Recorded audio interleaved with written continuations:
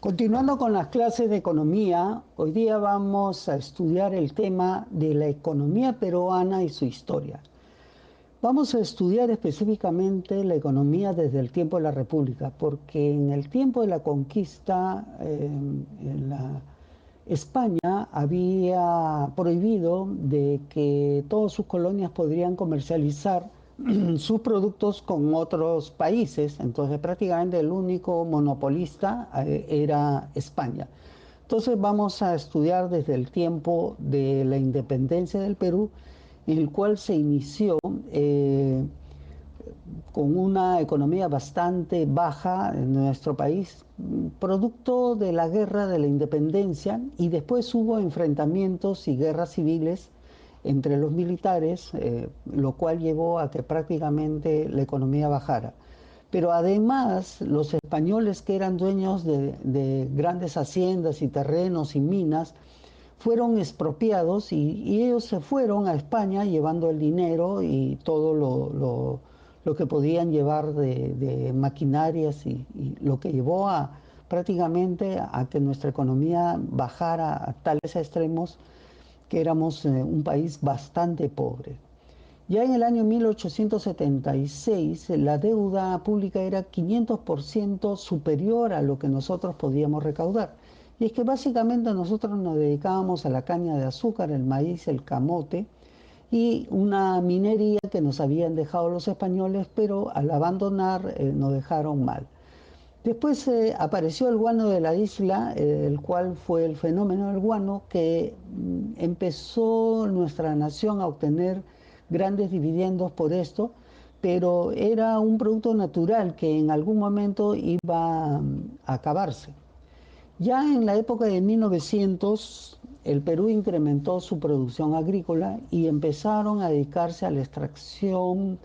no industrial, sino semi-industrial del pescado, lo cual llevó a que ya vinieran inversionistas extranjeros para producir conservas de pescado para llevar a Europa y Estados Unidos, porque en Europa ya se estaba produciendo la Primera Guerra Mundial.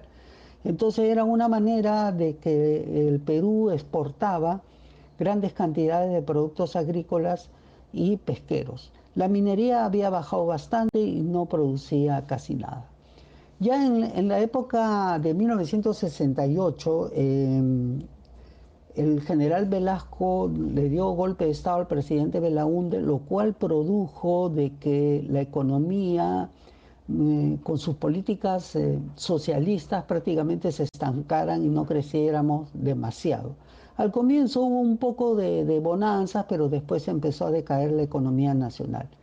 Ya cuando entra el gobierno democrático de 1980, en 1986 el presidente Alan García desarrolló una economía política también media socialista, nacionalista, lo cual llevó a una hiperinflación, una de las más grandes de la historia del mundo, el cual nos llevó a perder el sol y convertir una nueva moneda que era el indio.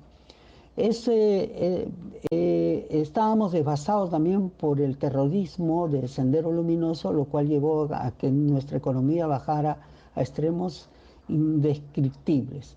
Ya en el gobierno de 1990, con Alberto Fujimori, se produjo el Fujicho, lo cual llevó a que la economía mejorara.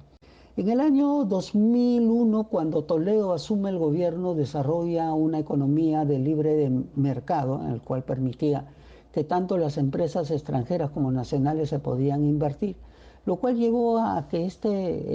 hicieran convenios de libre comercio para vender todos los productos agrícolas principalmente, lo que llevó a que la economía nacional empezara a crecer. Cuando regresó nuevamente Alan García en su segundo gobierno, continuó con esta política de libre mercado, lo que llevó a crecer aún más a nuestra nación. Pero en el año del 2011, cuando asume Ollanta, la economía socialista que él implanta prácticamente paraliza la economía. Actualmente nuestra economía es económica libre de mercado. en el cual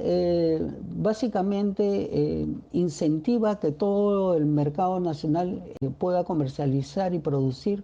y venderse a cualquier parte del mundo, pero también pueden introducir cualquier producto a nuestro mercado nacional,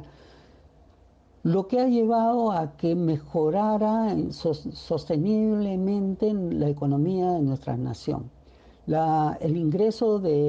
actual de nuestra población ha crecido